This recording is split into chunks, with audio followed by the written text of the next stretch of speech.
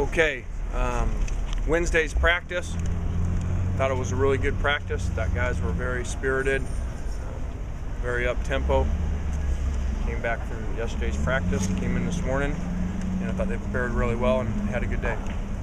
Have you guys had any bad practices? I mean, over the course of the season where you kind of come out here and weren't thrilled with? Sure. Yeah, we have bad areas of practice, I would say. And then obviously, we try to rally from that and finish practice strong. Is there a point where, because Silas Red seems like he's fumbling the ball a bit, where maybe you give DJ Morton or someone else a chance at that starting spot? Sure, yeah. We gave DJ the ball and then he fumbled too. So, unfortunately, all three guys have fumbled the ball. And so it's hard to bench a guy for another guy when you put that guy in and he fumbles as well. In the past two seasons, 7 Pac-12 teams have ranked 103rd or worse in penalties, and only one total has been ranked in the top 50 in terms of penalty yards.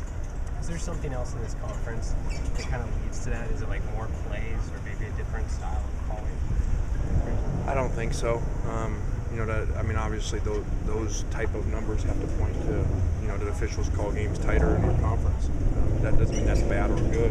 It just is what it is. Just like the number of our games where we've had a lot of penalties, so has the opponent too. So it is what it is. What have you seen of that second corner position with Torin and Josh? Yeah, I think guys have played up and down.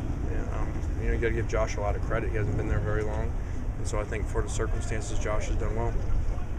Any decisions on what might happen at left tackle this week? No, we feel really confident with both guys, as we talked about. Max played really well last week. This would be much more of a test this week, with their ability to rush with their two ends, especially with Jordan on third down. So who's ever out there is going to be tested a lot more than they have in the last 2 weeks. How are they different without, with LaMichael James gone and Varner kind of, has he moved into that role, or have they just kind of switched the way they do things? No, I don't think there's any difference. From the running back position, DeAnthony still gets his touches in different ways. And Kenyon actually, if you go back to our game last year, Kenyon hurt us more than LaMichael did, and definitely more than DeAnthony did. I think DeAnthony had 2 yards a carry or something like that. So Kenyon's done really well stepping in and taking those carries that LaMichael was getting. How about the difference between Mariota and Thomas? Yeah, I think he's faster. He's more elusive. When the play breaks down. And so it's pretty amazing. Usually, you got to replace a guy that leaves early, and you have some fall off that they've actually improved. Today's practice had a very fast pace to it. How do you plan to carry that serious tone over to Saturday?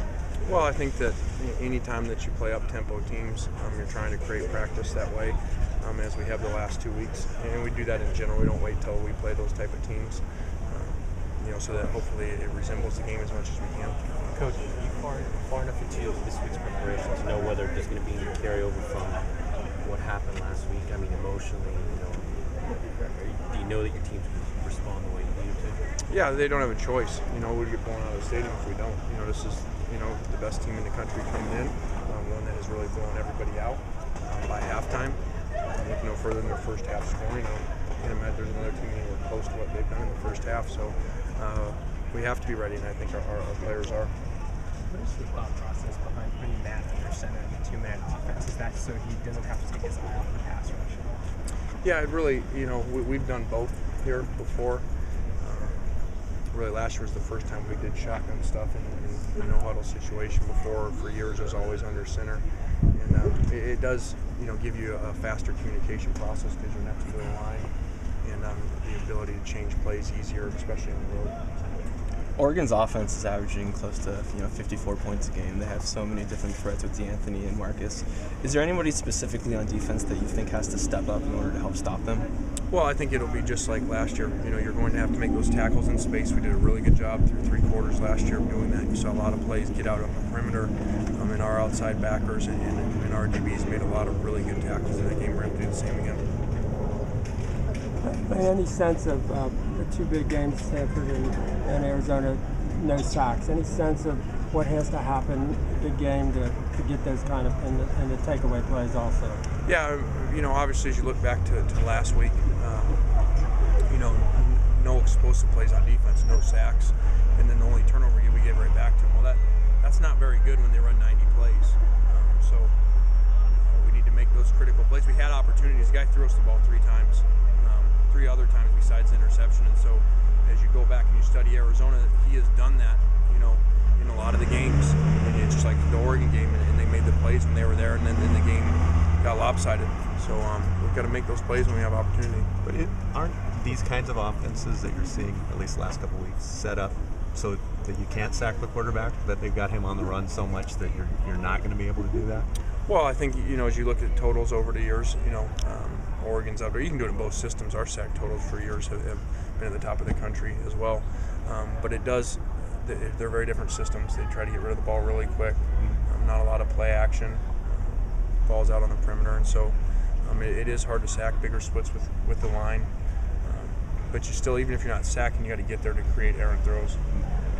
Robert said yesterday that penalties are essentially too much pride that they have, and obviously if Oregon hears that, they're going to keep coming out to this guy. So how do you convince them to walk away? Yeah, we've spent a lot of time on it. It's not a street fight; it's a game, and there's rules within it.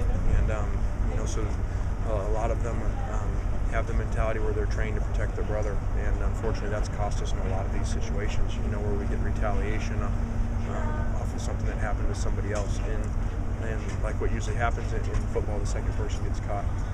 Last one is, what do you think of Oregon's defense? It's a defense like their offense is considered. I do. I think it gets lost in the numbers because, as you've heard me say before, I think the most important when you look at stats is average per play. Because some defenses get put out there a lot more than others, and theirs does because they score so fast. You start looking at average per play; they're one of the better ones in the country.